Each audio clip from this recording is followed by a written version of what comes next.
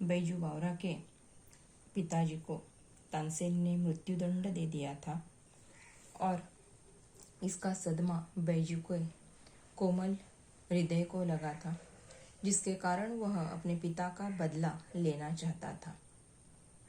बाबा हरिदास बैजू को गुरु के रूप में मिल गए थे और उन्होंने बैजू को संभाला था, संवारा था, समझाया था और उसे वचन दिया था कि बैजू को बदला लेने के लिए वह एक शस्त्र देंगे। सो बाबा हरिदास ने बैजू को संगीत का ज्ञान दिया था, उसे गंधर्व बनाया था। लेकिन आज अचानक हरिदास ने बैजू से प्रतिज्ञा करवाई कि वह उसके संगीत से किसी को हानि नहीं पहुंचाएगा। बैजू बहुत दुखी हुआ था, क्योंकि 12 बरस उसने इतनी घोर तपस्या करके अपने पिता के मृत्यु का बदला लेने के लिए जो किया था वह आज सब पानी में गया था, मानो उस पर सब पानी फिर गया था। सो इसीलिए बैजू दुखी हो गया था, लड़खड़ाने लगा था। वह सोचने लगा था कि जो प्रतिहिंसा की छुरी उसके हाथ आ गई थी वह गुरु से प्रतिज्ञा करवा कर कुंद हो गई थी, बोथर हो गई थी। सो दुखी हुआ था वह, लेकिन क्या करे, गुरु गुरु था, शिष्य शिष्य था। सो इसीलिए वह गुरु से कोई विवाद न कर सका, चुप रह गया। यहाँ तक हम आ गए थे, आगे देखते हैं। कुछ दिन बाद एक सुंदर नवयुवक साधु आगरे के बाजारों से गाता हुआ जा रहा है। लोगों ने समझा कि इसकी भी मौत आ गई है। वे उठे कि उसे नगर की इस रीति की सूचना दे दे, मगर निकट पहुंचने से पहले ही मुक्त होकर अपने आप को भूल गए और किसी को साहस न हुआ कि उससे कुछ कहे। दम के दम में यह समाचार नगर के जंगल की ओर के सामने फैल गया। एक साधु रागी आया है जो बाजारों में गा रहा है। सिपाहियों ने हथकड़ियां संभाली और पकड़ने के लिए साधु की ओर दौड़े, परंतु पास आना था कि रंग पलट गया। साधु के मुखमंडल से तेज की किरणें फूट रही थी, जिनमें जादू था, मोहिनी थी और मुग्ध करने की शक्ति थी। सिपाहियों को न अपनी सुध रही, न हथकड़ियों की, न अपने बल की, न अपने कर्तव्य की, न बादशाह की, न बादशाह के हुक्म की। ये आश्चर्य से उसके मुख की ओर देखने लगे, जहाँ सरस्वती का वास था और जहाँ से संगीत की मधुर ध्वनि की धारा बह रही थी। साधु मस्त था, सुनने वाले मस्त थे, जमीन आसमान मस्त थे। गाते गाते साधु धीरे धीरे चलता जाता था और श्रोताओं का समूह भी धीरे धीरे चलता जाता था।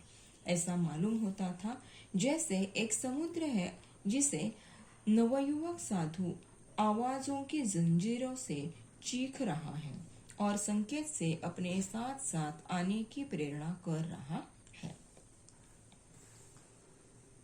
कुछ दिन बाद एक सुंदर नवयुवक साधु आगरे के बाजारों से गीत गाता हुआ जा रहा है। लोगों ने इस साधु को देखा तो सोचा कि यह आगरे में कि जहाँ पर तानसेन का नियम है कि जो संगीत गाएगा उसे मृत्यु दंड दिया जाएगा। ऐसे माहौल में यह गीत गाता जा रहा है, यानी कि शायद इसकी मौत पास आ गई है। किसी को लगा कि इसे इस रीति की सूचना दे दे ताकि यह बच सके, लेकिन जो भी उसे कहने के लिए पास गया मंत्रमुग्ध हो गए उसका संगीत सुनकर, उसका गाना सुनकर।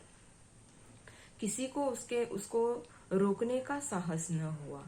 दम के दम धीरे धीरे सब यह जो वार्ता है, यह सब वार्ता पूरे शहर में फैल गई और धीरे धीरे जिस तरह जंगल में आग फैल जाती है, उसी तरह पूरे आगरे में यह वार्ता फैलकर आखिर यह संदेश, यह वार्ता तानसेन के या अकबर बादशाह के दरबार में भी पहुंच गई।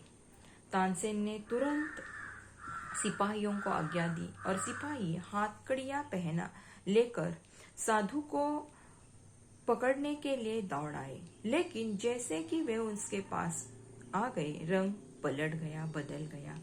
साधु के मुखमंडल पर तेज था, उसके मुख पर एक जादू थी, मोहिनी थी, देखने वाले को मुग्ध करने वाली थी। और ऐसी शक्ति पाकर यह साधु गा रहा था। सिपाहियों को न अपनी सुध रही, न अपने हथकड़ियों की सुध रही, न उसे उन्हें अपने कर्तव्य की, न अपने बल की सुध रही, और न ही बादशाह की और बादशाह के हुक्म की। वे आश्चर्य से उसकी ओर देखने लगे। उसके मुख पर मानो सरस्वती का वास था, ऐसा उसे देखकर लग रहा था। बहुत ही मधुर ध्वनि में यह संगीत गा रहा था, बजा रहा था, और संगीत की ध्वनियां चारों ओर फैल रही थी। साधु मस्त था, सुनने वाले भी मस्त थे, और जमीन आसमान सभी जो वहां का माहौल था बहुत मस्त सुंदर था। गाते गाते साधु धीरे धीरे चल रहा था और श्रोताओं का समूह समुंदर के हिलोरों के समान उसके पीछे पीछे जा रहा था।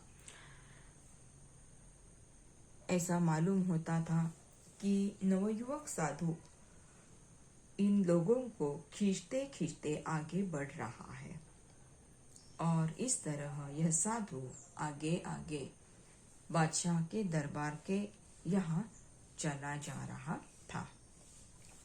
मुग्ध जन समुदाय चलता गया, चलता गया, चलता गया। पता नहीं किधर को, पता नहीं कितनी देर एकाएक गाना बंद हुआ।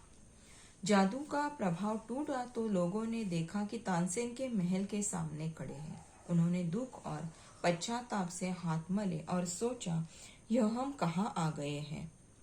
साधु अज्ञान में मौत के द्वार पर आ पहुंचा था। भोली भाली चिड़िया अपने आप अजगर के मुंह में आ फंसी थी, और अजगर के दिल में दया, जरा भी दया नहीं थी।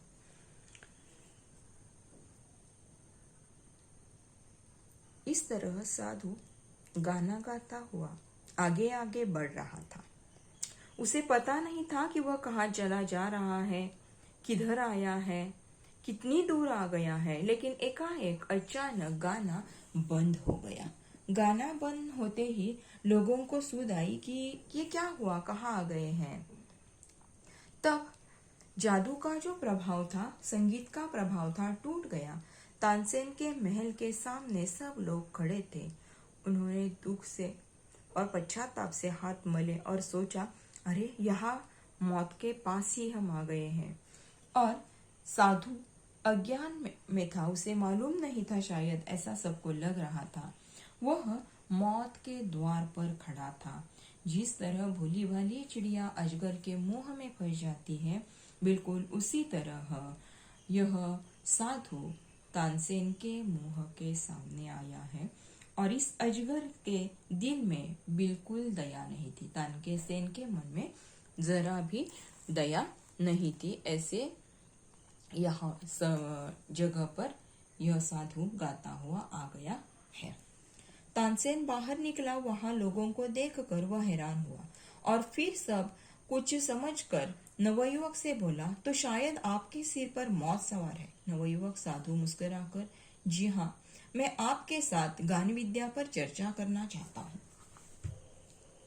तानसेन ने बेपरवाही से उत्तर दिया, अच्छा, मगर आप नियम जानते हैं ना, नियम कड़ा है, और मेरे दिल में दया नहीं है।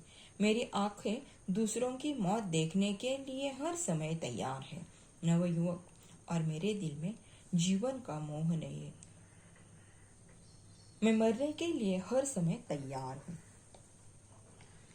अब तानसेन बाहर निकल आया है, और वहां पर लोग इधर उधर भाग रहे हैं, हैरान हो गए हैं। इस नवयुवक को देखकर तानसेन कहता है कि शायद आपके सिर पर मौत सवार है।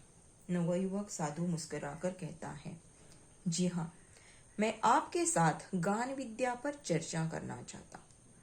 तानसेन बेपरवाही से उत्तर देता है,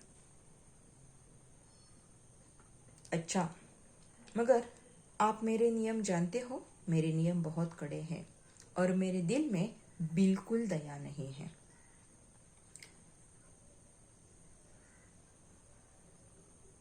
नवयुवक कहता है, और मेरा दिल बहुत कड़ा है, मेरे दिल में जीने का बिल्कुल मोह नहीं है, मैं मरने के लिए हर समय तैयार हूँ। इसी समय सिपाहियों को अपनी हथकड़ियों का ध्यान आया। झंकारते हुए आगे बढ़े और उन्होंने नवयुवक साधु के हाथों में हथकड़ियां पहना दी। भक्ति का प्रभाव टूट गया, श्रद्धा के भाव पकड़े जाने के भय से उड़ गए और लोग इधर उधर भागने लगे। सिपाही कोड़े बरसाने लगे। लोगों के तितर बितर हो जाने के बाद नवयुवक साधु को दरबार की ओर ले चले। दरबार की ओर से शर्तें सुनाई गई। कल प्रातः काल नगर के बाहर वन में तुम दोनों का गान युद्ध होगा। अगर तुम हार गए तो तुम्हें मार डालने तक का तानसेन को पूर्ण अधिकार होगा और अगर तुमने उसे हरा दिया तो उसका जीवन तुम्हारे हाथ में होगा। नौजवान साधु ने शर्तें मंजूर कर ली।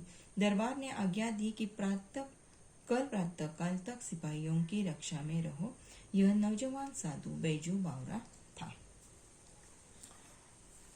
इसी समय सिपाहियों को अपने हथकड़ियों का ध्यान आया और सिपाही झंकारते हुए झट से आगे बढ़े और नवयुवक साधु को उन्होंने हथकड़ियां पहना दी। भक्ति का प्रभाव अब टूट गया है और श्रद्धा के भाव पकड़ जाने के कारण वे भी उड़ गए हैं।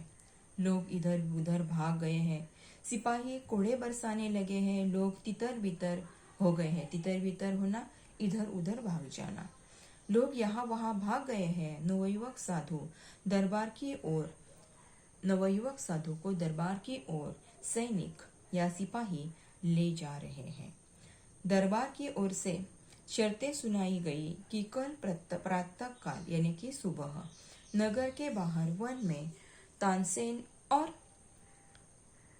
इस नवयुवक साधु का, इन दोनों का संगीत पर दोनों की प्रतियोगिता होगी और शर्तें सुनाई गई कि अगर यह साधु हार गया तो साधु को मार डालने का हक तानसेन को है और अगर तानसेन हार गया तो तानसेन की जान इस साधु के हाथ में है। इस तरह के नियम सुनवाए गए।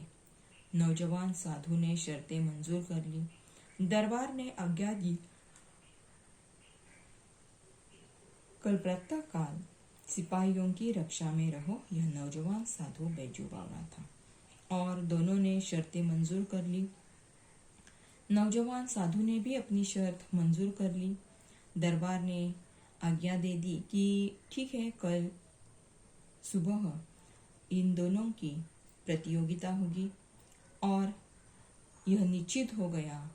यह जो नौजवान साधु आ गया था, यह नौजवान साधु बैजू बावरा ही था कि जो अपने पिता की मृत्यु का बदला लेने के लिए आ गया था। सूरज भगवान की पहली किरण ने आगरे के लोगों को आगरे से बाहर जाते देखा। साधु की प्रार्थना पर सर्वसाधारण को भी उसके जीवन और मृत्यु का तमाशा देखने की आज्ञा दे दी गई। साधु की विद्वत्ता की धाक दूर दूर तक फैल गई थी। जो कभी अकबर की सवारी देखने को भी घर से बाहर आना पसंद नहीं करते थे, आज वे भी कई पगड़ियां बांधकर निकल रहे थे।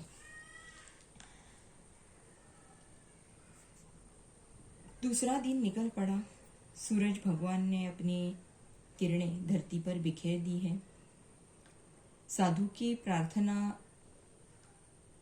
पर सर्वसाधारण लोगों का और उसके जीवन मृत्यु का तमाशा देखने की आज्ञा दे दी थी। साधु की जो विद्वत्ता थी, उसका जो संगीत सुनकर साधु के विद्वत्ता की धाक दूर दूर तक फैल गई थी। जो कभी अकबर बादशाह की सवारी देखने को भी घर से बाहर नहीं निकले थे, आज वे सभी लोग नई नई पगड़ियां पहनकर यह संगीत की प्रतियोगिता देखने के लिए निकल रहे थे, चल रहे थे। आज तक हम यहाँ पर रुकते हैं, आगे का अगले